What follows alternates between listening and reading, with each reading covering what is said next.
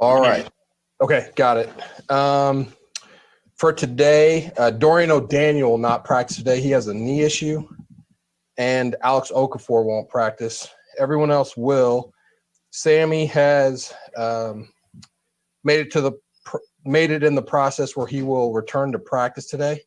He has not cleared the protocol, but he's made it to the point where he can return to the field. So Coach will update you on that tomorrow. All right. I think we got Coach Tobe coming your way next.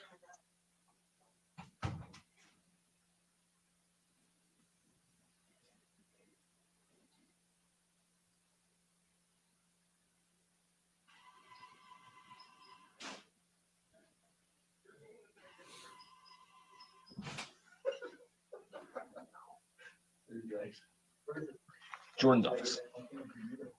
Hey, Coach, you got us okay? Okay, yes. All right, well, let's get started. We'll go first to Adam Teicher. Go ahead,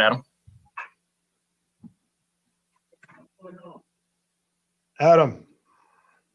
Adam, you got us? Finally, yes, I do. Hey, Dave, how you doing? Hi, Adam. Hey, a couple things. Regarding Harrison Butker, you talked a little bit earlier in the offseason or in camp how he's increased his range this year.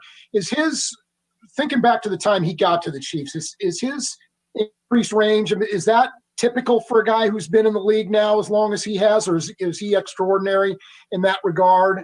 And also, I know it's Andy's decision, but how comfortable would you have been on that final kick? How far would you have been comfortable with on that kick? I mean, the way he was hitting it, I mean, if you guys had gotten another penalty, would you have been okay? Would you have been comfortable kicking that ball? That day, I would have been comfortable kicking another one because he was so on point that day. He was hitting the ball so well, you know, in pregame, and then at halftime, he hit another one, and we just really felt comfortable with him the way he was hitting the ball. And it's kind of like when you're playing golf and you're hitting the driver well, you hit the driver well all day, and he was like that. He was in that mode. So even if there was another penalty, I think we probably, you know, we would have had a discussion. I'm sure we would have talked about it, and you know, I would have been all for it for sure.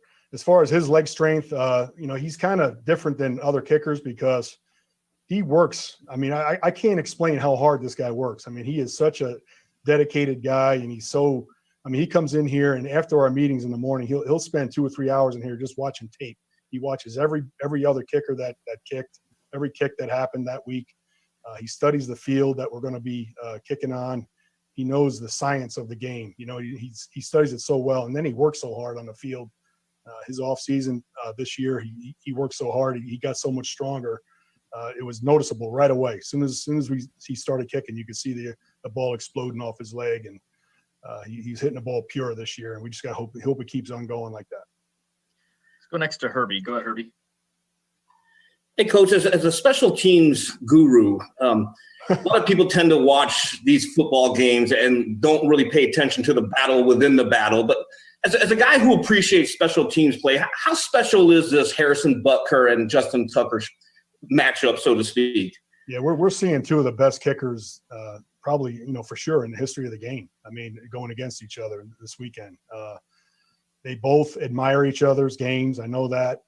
You know, I know Butker watches Tucker a lot, you know, and studies him and wants to be like him. You know, I know that. And, you know, and it's going to be a lot of fun. You know, that this game is going to be a lot of fun. I told Butker, I said, I don't want to see some kind of a competition in pregame to see who's going to bang it the farthest. I just want him to go out there and stick to his routine, you know. But you know, they're both competitive guys, and you know, and this game, it just brings out the best in both of them.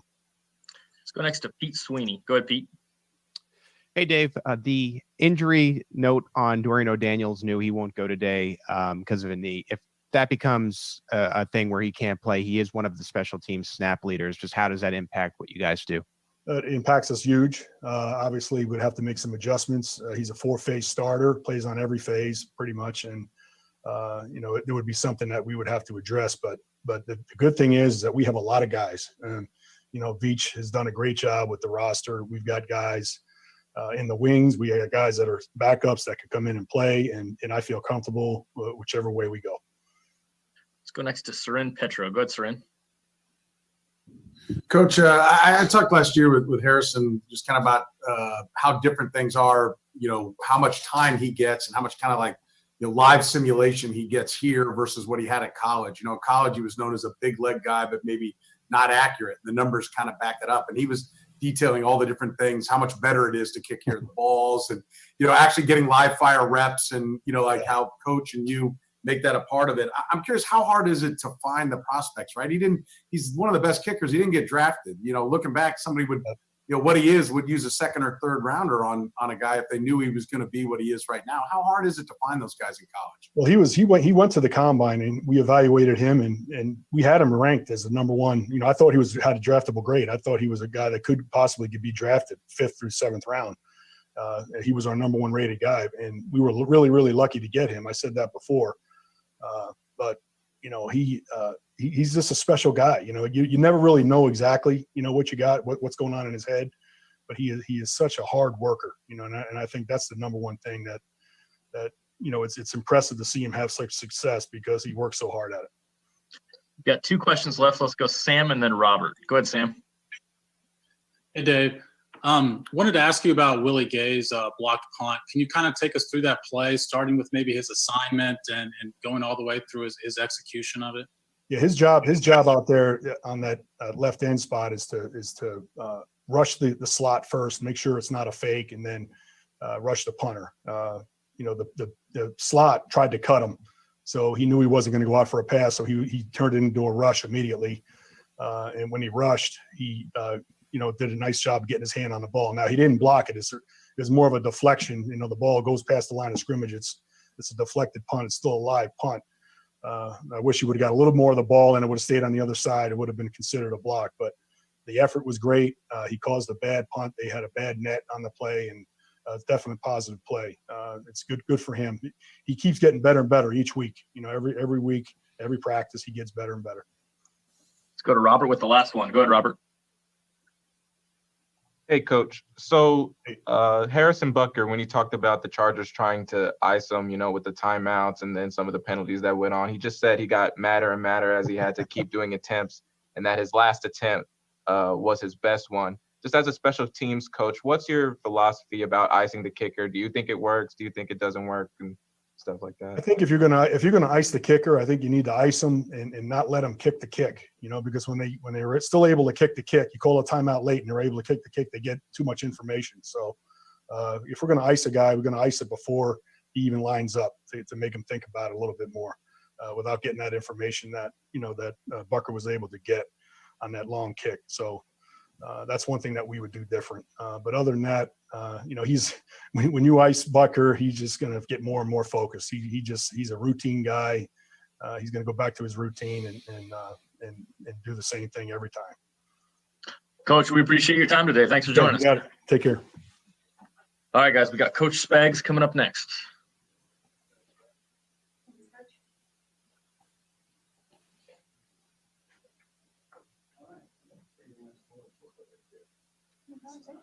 Yeah, I might check it out. Hey, Coach. Okay, how we doing, Brad? Good, good. Hey, Sydney, can you tilt our camera down just a little bit for me? Yes. And we can get started. Well, you just got done with Tobe, so now you have to tilt it up. Now you got to tilt it down, right? We got EB next. We'll be okay. A little consistency there, right? Yeah, we're ready when you are, Coach. Okay, yeah, I'm good. We just got, we got one practice under our belt. This is a heck of a challenge with Baltimore this week. We'll get back out there and see what we can do this afternoon. And with that, I'll just open it up. Start first with Herbie. Go ahead, Herbie. Hey, Coach. Good morning. How are you? Great, Herb. Hey, I actually have two questions here. The first one, we're seeing scoring at a historic rate through the first two games. Most touchdowns, most points allowed. As a defensive coordinator, what do you think is behind all of that? And Brad, I'll have another question after this. I listen. I'd have to look at all of it. It's scary when you say that. As a defensive coach, you're like, wow. I don't know. Football's changed. I remember, look at I know we don't have a lot of college football right now, but I've at times during the seasons looked at college scores, and they've been way up there, and certainly all the yards, et cetera, and a little bit of that football is coming our way in the NFL. So maybe that has a little bit to do with it. But other than that, I can't really speculate. I'm just hoping it's not us that's giving up all the points. And as another question, you mentioned the challenge of the Ravens. Getting Mike Pennell back this week, how big is that, especially the way the Ravens love to run the football? Yeah, listen, Mike gives us a big presence in there. As the season went last year, certainly when we got Mike, we're fortunate enough to get him. It helped us. I'm hoping it does the same thing. I mean, we don't listen. Mike's coming off of 2 weeks being away. That's a little bit of a challenge to ask a guy to do that, but I'm glad we got him back. Let's go next to Matt McMullen. Go ahead, Matt. Hey, Coach. So I want to ask you about L'Jarius Sneed. 2 weeks, 2 interceptions for him. Your thoughts on Sneed so far? Yeah, I tell you the one thing that really stuck out. Last week's interception looked to me like one of those. He wanted it more than anybody. He went up and snatched it in the air. And listen, he's been solid for us. He's a worker. For a guy as young as he is and playing at not really big time college football, he certainly has shown that he has what I call, pro attributes. In other words, he acts like a pro. I mean, he studies. He certainly doesn't look and function like a rookie right now, and hopefully that continues. Let's go next to Nate Taylor. Go ahead, Nate. Hey, Steve, I have 2 questions for you, too. To start first, how much can you glean from looking at last year's tape with the Ravens and what they've done so far early on with some new personnel?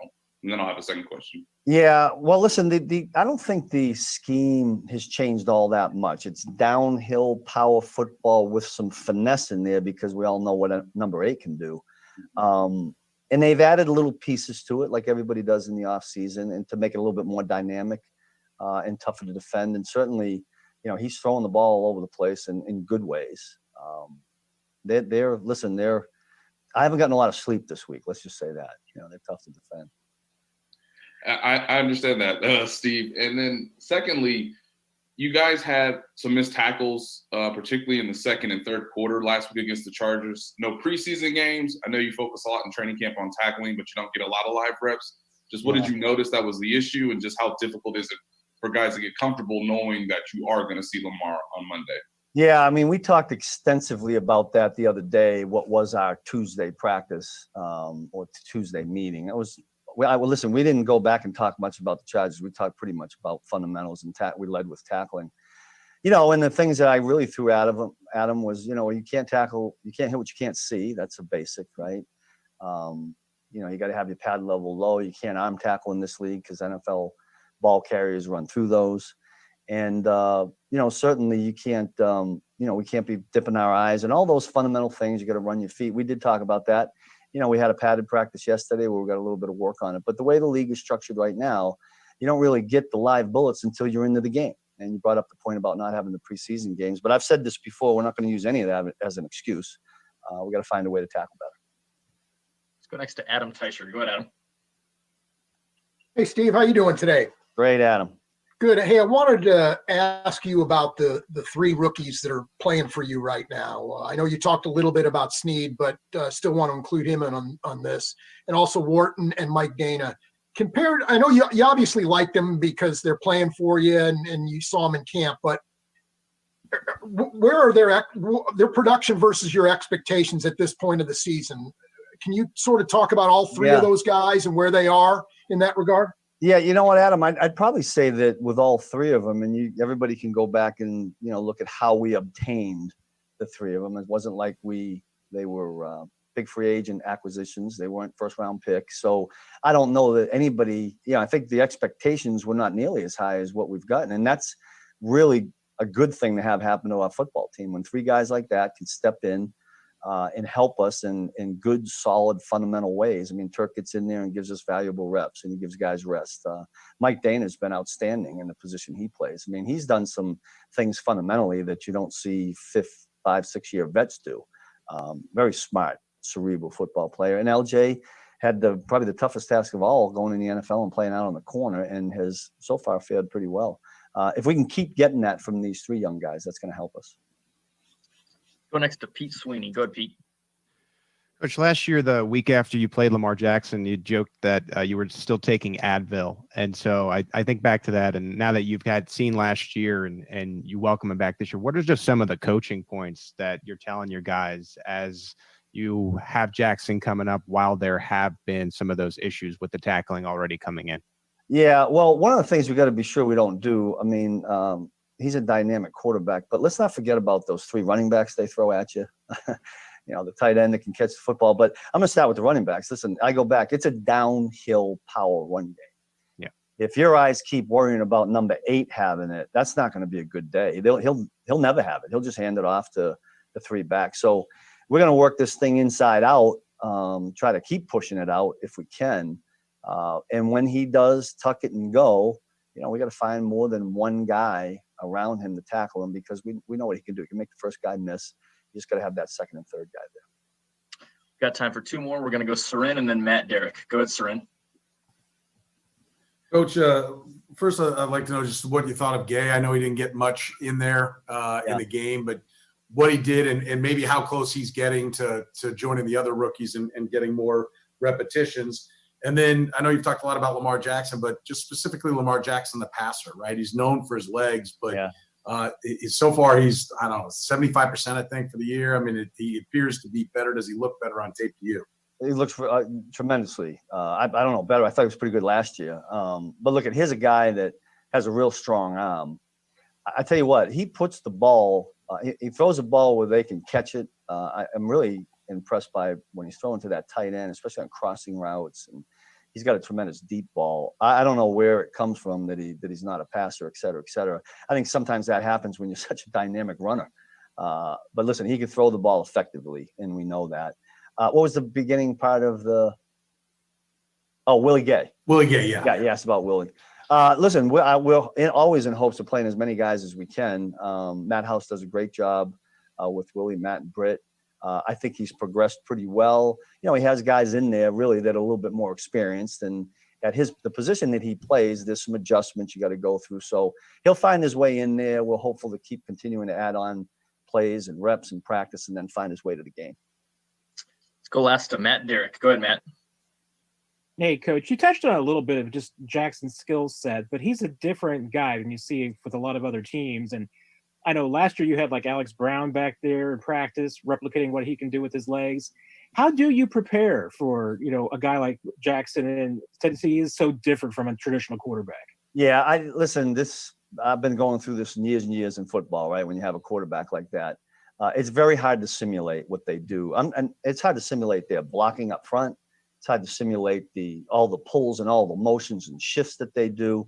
And that's part of coaching on defense and being a player on defense. You know that the first time you go out there and see this offense, it's going to be 10 times faster than what we've done in practice, no matter how good we do it. So we got to hope that we come up to speed with what they're doing quickly. That's the challenge of that first series, to be quite honest with you. If you can survive that first series, give your team obviously some good field position, not give up a lot of it. That's certainly going to help us. But it's always a challenge. We do the best thing we can do. I think our guys do a great job of film study. And I think with a quarterback like this and an offense like that, I think like they have right now, I think it's going to be really important. Coach, we appreciate your time today. Thanks for joining us. Thank you. You got it. All right, guys, we've got Coach EB coming up next.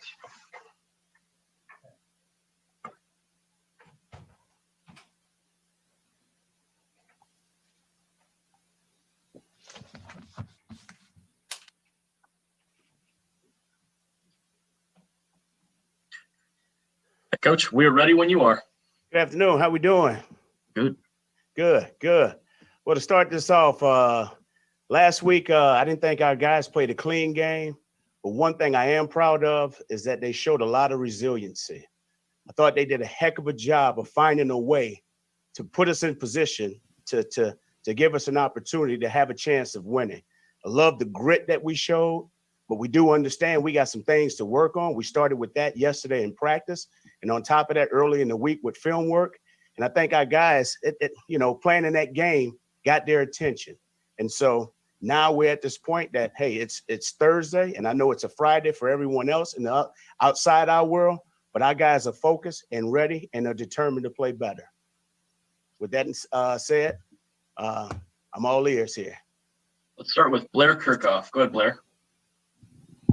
Coach, I know you know Marcus Peters well. What makes him so dangerous, and what do you remember about those Patrick Mahomes running scout teams and going against Marcus Peters? You know what? Marcus is a very, very highly intelligent football player.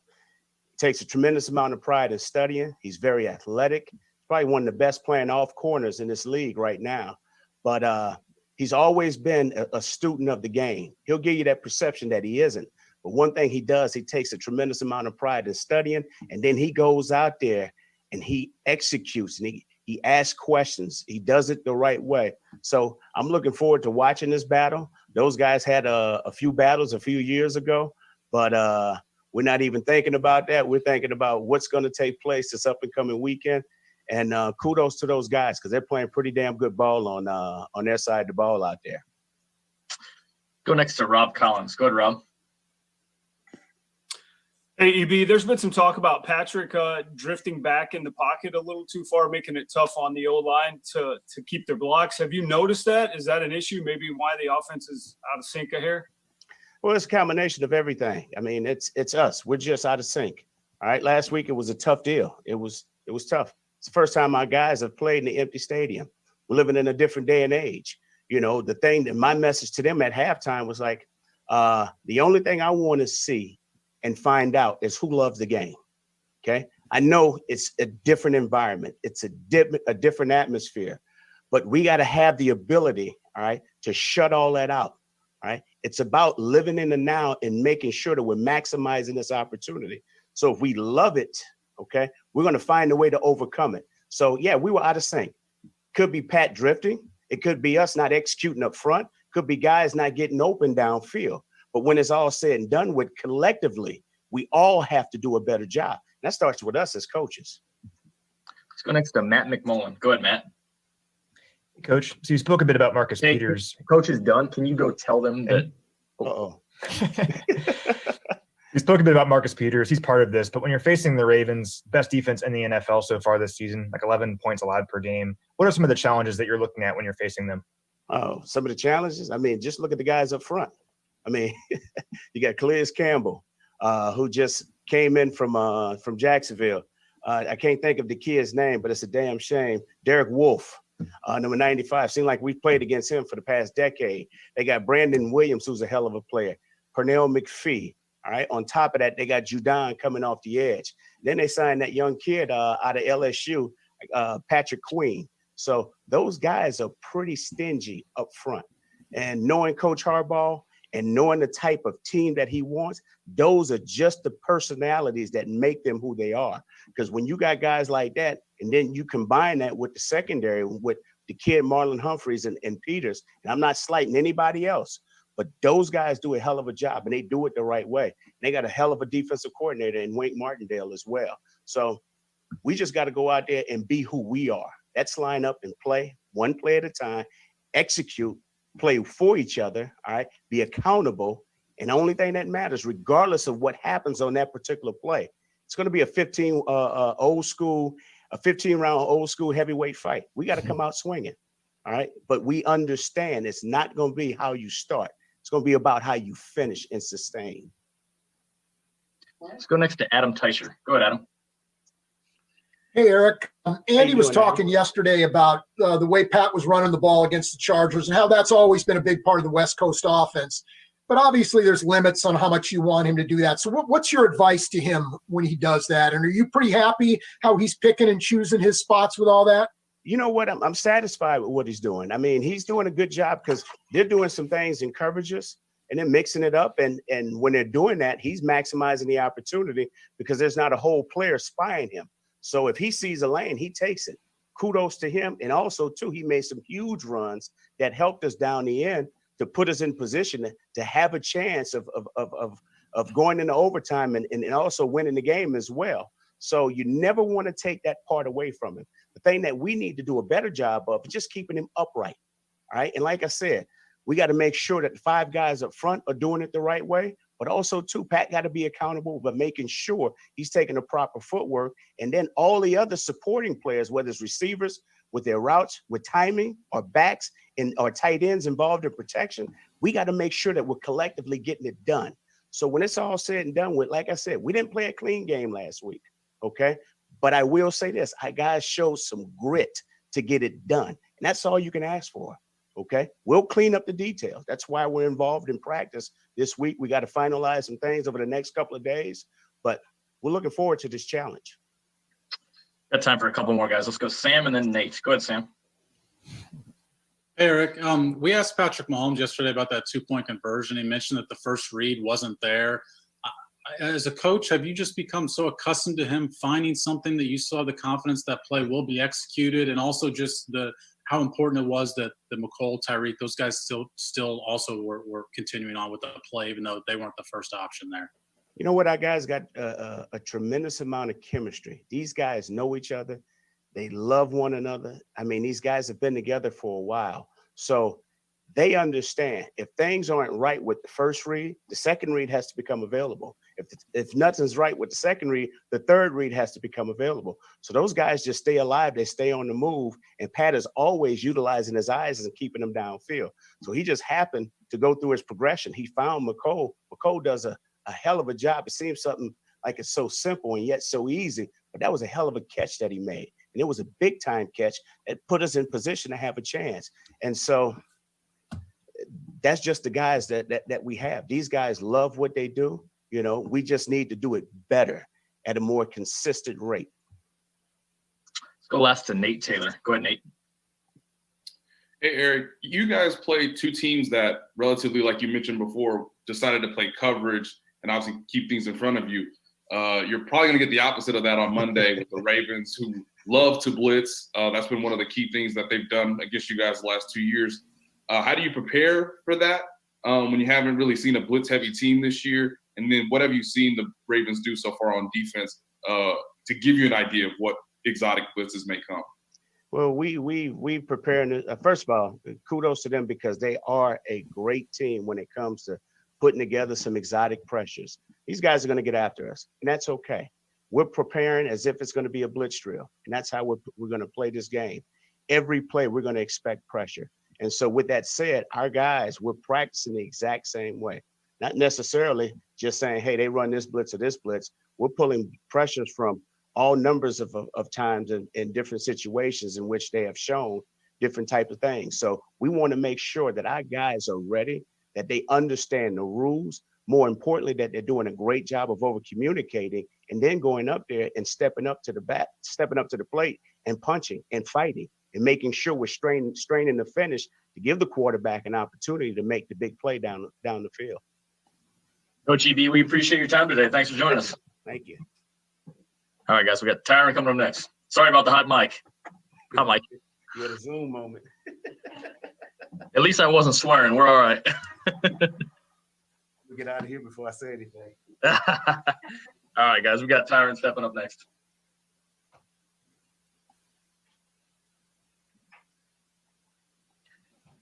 Tyrann, you ready for us? Yeah. All right, we'll get started. Let's start with Serin Petro. Go ahead, Serin. My hand was up for the last one, so. Okay, so you're good. Okay, let's go next to Matt Derrick. Go ahead, Matt. Hey, Ty. Yesterday, Chris was talking about the fact that without fans in the stands, that you guys really had to kind of fire each other up and give yourselves the energy yourselves. How were you able to do that? I mean, what were you saying to the guys on the field and on the sideline to get them fired up and, you know, kind of used to that environment? Yeah, I mean, it's quite the adjustment. You know, obviously, you know, not being able to play in front of fans, feel like they definitely give us a boost of encouragement. But you know, we got to adjust, we got to adapt. I think a lot, you know, has to come from, you know, within. And then from there, you know, is us feeding off each other, us trying to keep each other motivated, keep each other encouraged, you know, especially, you know, when we don't have that momentum, we don't have fans in the stands. We got to find a way to be positive, you know, especially in slow games, games where we're not playing, you know, to the best of our abilities. We just got to find that dig deep within. Go next to Herbie. Go ahead, Herbie. Hey, Tyrann, good afternoon. How are you? Good, doing well. Hey, Coach Spags mentioned earlier a lot of the difficulties that go into defending against a quarterback, a dual threat quarterback like Lamar Jackson. From the back end of coverage and your message to the guys up front, how important is gap responsibility and lane responsibility against the Ravens offense? I mean, it's extremely important. You know, even outside of, you know, obviously Lamar Jackson keeping the ball, I think a lot of their run their run game, is gap oriented. They're moving pieces, they're pulling people. We're going to have to be able to adjust. We're going to have to be able to read and react, on the fly. And I think a lot of that is us making each other right as well. Like I said, they pull a lot of people. They tend to get great leverage on the defense. And I think us, especially on the back end, we got to be cognizant, of just keeping leverage, making our linebackers right, making the defensive end right, just so we can get out of the down. Let's go next to Adam Teicher. Go ahead, Adam. Hey, Tyrann. I know last week after the Houston game, you weren't real happy with the way you guys finished. Just wanted to get your kind of temperature on where you are now through 2 games, how you feel about how you guys are and where you are at this point in your development. I'm still kind of pissed, but I'm definitely encouraged. I wouldn't say that I'm discouraged. I know the guys that we have, in our room. I know the coaches that we have, and I know we'll be able to adjust and get it right. So I'm not worried about that. Obviously, we had high expectations coming into the season to, try our best to, live up to the standard, we set last season. And but we got to dig a little deeper. Obviously, we're going to get a lot of teams' best shot. A lot of offensive coordinators are going to draw up their best plays, to kind of beat us and keep Pat off the field. So we got to dig a little bit deeper. And I think, this is a great opportunity, playing on Monday Night Football, playing against a team that runs the ball well, can stretch the field vertically in the passing game. So our hands are full, but it's a great test. It's a great challenge for us. I'm excited to see us show up and, show everybody who we are. Go next to Nate Taylor. Go ahead, Nate. Hey, Ty, I remember you mentioning in the offseason just how fun it was to play against Lamar, because there were some times where you had a chance to get your hands on the ball. I'm just wondering, what's your excitement now playing him last year, sort of the head-to-head battle of maybe seeing him on the outside with the ball in his hands, or just kind of reading his eyes and seeing the route tree and understanding, trying to figure out a way to disrupt the passing game as well? Yeah, I mean, it'll be a great challenge for me. Obviously, he's one of the best players in this league. Even from the quarterback position, you can see him really beginning to develop. He's able to read different coverages. And I think deep down inside, he wants to be a pocket passer. I think he really wants to prove that part of his game. And so, obviously, anytime you compete against somebody, of that caliber, especially under the bright lights, I think in my mind, it's always going to bring out the best in me. So I'm expecting the best from him, and hopefully it's a good game. Let's go next to Todd Lebo. Go ahead, Todd. Hey, Tyrann, you mentioned just the emotional part about not having fans there and getting hyped up. Just actually during the game, though, there were several false starts last week on both sides. The quarterbacks kind of have even more of an advantage, I guess, because they can draw you guys off sides. How much do you guys have to talk about that and to make sure that you're not getting tricked a little bit because you can hear too much maybe? Yeah. I feel like obviously, throughout the league, really, quarterbacks have been doing a great job, with the hard count. We just got to find a way to stay locked in, and it's hard, like I mentioned, especially, not having fans there. It's not any excuse, but I think as professional football players, got to find a way to lock in for that play, that moment, and then being able to go to the next play and not think about the last one. So, I think it's a big challenge on everybody that's involved in the game to just try their best to stay locked in. Let's go next to Sam McDowell. Go ahead, Sam. Hey, Tyrann. You playing next to a guy that's coming back from the same injury that you went through a couple times. How long was it before you felt like you were back to your old self coming back from an injury? And have you had ongoing conversations with Juan about, patience in that area? Yeah, absolutely. I've been through that injury twice, and it's a lot of growing pains, obviously, it's a lot of work that Juan has already put in, but it's a lot more that's going to be required, for him to really get back to the level that he's confident in, that he's comfortable in. And I think, nobody holds themselves to a higher standard than Juan, and, he's continually, pushing towards that. I think, my position is just to always encourage him, keep him positive in the right kind of mindset, letting him know that, it may not happen, when you want it to happen, but just continue to push through, continue to smile, continue to develop your game, in other areas. So that way, when you do come back 100%, you're on a completely different level, mentally. And I think that's where he's going to head. We have time for a couple more guys. Let's go Steve Walls and then Pete Sweeney. Go ahead, Steve. Hey, what's up, Tyrann? Hey. Hey, when you look at this Ravens team, I've heard a lot of those guys say they feel like Kansas City is a team that they have to go through if they want to make it to the Super Bowl. You guys feel the same way about the Ravens, and does that make this game any more important than the next? Well, I think, obviously this is a big time football game. There's no way around it. Monday Night Football, playing against, Super Bowl contenders, playing against, a team that has, really won most of their games since, Lamar has taken over quarterback. So, I think for me it's any other game, but, obviously the emphasis is, it's only going to be one first round bye this year. So I think all these conference games are important, especially when you're playing against, teams that are going to have the chance to kind of, take that spot. So, it's a very important game for us, especially, the way we played, against the Chargers, and even how we played, in the fourth quarter against Houston. So it's a hell of an opportunity, great opportunity for us, and I know we'll rise up. Go last to Pete Sweeney. Go ahead, Pete. Tyrann, just one off the field question. You had a voter registration event this week. I was wondering how that went, and I know it's been a point of emphasis for you and Pat, just how that effort has been going for you in general, stemming from that event and leading into November. Yeah, I mean, I probably say it's all been going well.